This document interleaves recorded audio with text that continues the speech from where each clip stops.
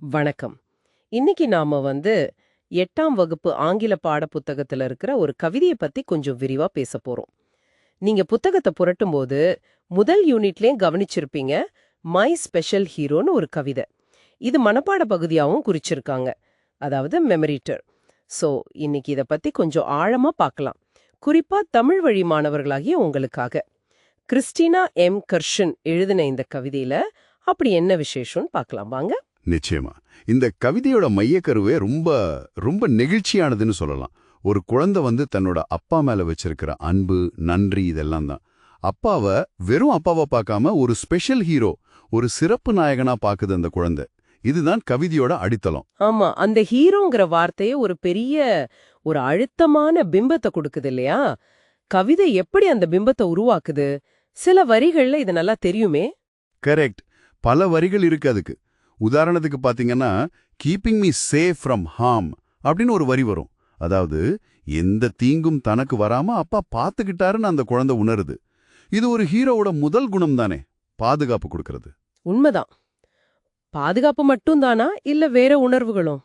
இருக்கு இருக்கு. அடுத்த வரிய பாருங்களேன். I felt the love and tenderness அப்படின்னு வருது. வெறும் பாதுகாப்பு மட்டும் இல்லாம அதுல அன்பும் மென்மையும் கலந்திருக்கு. அந்த கண்கள்ல தெரிஞ்ச பாசத்தை குழந்தை ஃபீல் பண்ணிருக்கு. இது வெறும் கடமை இல்ல, இது அன்புன்னு புரிய வைக்குது. ம். இது கேக்கும்போது அந்த குழந்தைக்கு அவங்க அப்பா எவ்வளவு முக்கியம்னு நல்லா புரியுது. ஒரு வரம் மாதிரி நினைக்கிறாங்களோ? அதேதான். அதையும் கவிதை சொல்லுது பாருங்க. How did I get so lucky அப்படின்னு குழந்தை ஆச்சரியப்படுது. எனக்கு எப்படி இப்படி ஒரு அப்பா கிடைச்சாரே, நான் எவ்வளோ அதிர்ஷ்டசாலி அப்படிங்கிற ஒரு ஒரு வியப்பு அது. இது சும்மா கிடைச்சதில்ல, பெரிய பாக்கியம்னு நினைக்குது. இந்த பாக்கியங்கிற எண்ணத்தை இன்னும் ஆழமாக்குதா கவிதை? ஆமா. அடுத்த வரிகள்ல அந்த அன்பு எங்க இருந்து வந்ததுன்னு சொல்லும்போது இன்னும் ஒரு படி மேல போகுது. Sent to me from some place up aboveன்னு சொல்றாங்க. அதாவது மேல இருந்து ஏதோ ஒரு தெய்வீகமான இடத்திலிருந்து தனக்கு அனுப்பப்பட்ட பரிசு மாதிரி அவங்க அப்பாவை அந்த குழந்தை பாக்குது. இது சாதாரணமான உலக அன்பு இல்ல, அதுக்கும் மேலன்னு நினைக்க வைக்குது. ஓ, அப்படியா? ஒரு தந்தைய கிட்டத்தட்ட ஒரு தெய்வீக நிலைக்கு கொண்டு போகுது அந்த பார்வை. அப்போ இந்த அன்பு நிரந்தரமானது இல்லையா? நிச்சயமா. அதையும் தான் சொல்லுது கவிதை. Our love is everlasting.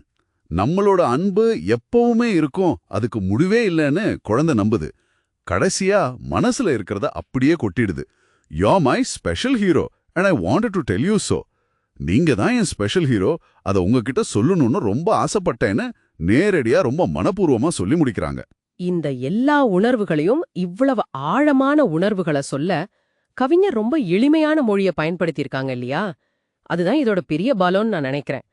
வார்த்தைகள்ல சிக்கல் இல்லாம நேரடியா அந்த அன்பு, நன்றி எல்லாம் நமக்கும் எளிதா போய் சேருது. I felt the love and tenderness மாதிரி வரிகளை படிக்கும்போதே மனசுல ஒரு இதம் வருது. நீங்க சொல்றது ரொம்ப சரி. அந்த எளிமைதான் உணர்வுகளை நேரடியா நமக்கு கடத்துது. அதோட இந்த ஏபு சொற்கள், அதாவது ரைமிங் வேர்ட்ஸ், அதையும் கவனிக்கலாம்.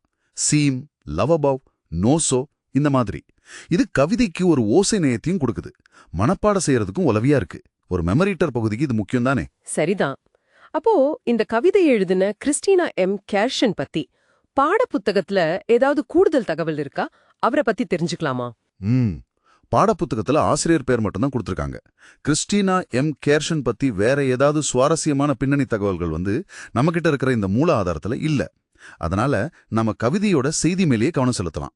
இது முழுக்க முழுக்க ஒரு தந்தையின் அன்பை போற்ற மாதிரி அமைஞ்சிருக்கு. சரி. நீங்க நம்ம நேயர்கள் இந்த கவிதைய படிக்கும்போது உங்க அப்பா உங்களுக்காக செஞ்ச சில விஷயங்கள், சின்ன சின்ன விஷயங்களா கூட இருக்கலாம், அதெல்லாம் ஞாபகத்துக்கு வரலாம். இல்லனா உங்க வாழ்க்கையில முக்கியமான வேறொருத்தரோட தியாகங்களை நீங்க நினைக்கலாம். பாடப்புத்தகத்துல கூட அந்த வார்ம் அப் பகுதியில கேக்குறாங்க இல்லையா, what sacrifices has your father made for you அப்படின்னு. இது அந்த மாதிரி உங்களை யோசிக்க வைக்க ஒரு சின்ன தூண்டுதல் தான். ஆனா சுருக்கமா சொல்லணும்னா இந்த கவிதை ஒரு குழந்தைக்கும் அப்பாவுக்குமான அந்த தூய்மையான நிபந்தனை இல்லாத அன்பு, அப்புறம் அந்த நன்றி உணர்வு, இது எல்லாம் ரொம்ப அழகா காட்டுது. ஒரு தந்தையோட முக்கியத்துவத்தை நல்லா உணர்த்துது. அருமை. இந்த உரையாடலை நம்ம முடிக்கிறதுக்கு முன்னாடி நீங்க யோசிக்கிறதுக்கு ஒரு விஷயம் சொல்லலாமா? ஓ, சொல்லுங்க. இல்ல, நான் நம்ம நேயர்களுக்காக கேக்குறேன். பாருங்க, இந்த கவிதையில வர்ற மாதிரி உங்க வாழ்க்கையில உங்க அப்பா நிச்சயமா ஒரு ஸ்பெஷல் ஹீரோவா இருக்கலாம். அவரை தாண்டி நாம சில சமயம் கவனிக்காம விடுற இல்ல போதுமான அளவு அங்கீகரிக்காத வேற சில ஸ்பெஷல் ஹீரோஸ் இருப்பாங்க இல்லையா? அது உங்க அம்மாவா இருக்கலாம், கூட பிறந்தவங்களா இருக்கலாம், நண்பர்களா இருக்கலாம், ஏன் உங்க ஆசிரியர்களா கூட இருக்கலாம். அப்படி உங்க வாழ்க்கையோட அன்சங் ஹீரோஸ் யாருன்னு கொஞ்சம் யோசிங்களேன். அவங்களோட பங்களிப்ப நீங்க எப்படி உணர்றீங்க? அதுக்கு எப்படி நன்றி சொல்றீங்க? சும்மா இத பத்தி கொஞ்சம் யோசிச்சு பாருங்க.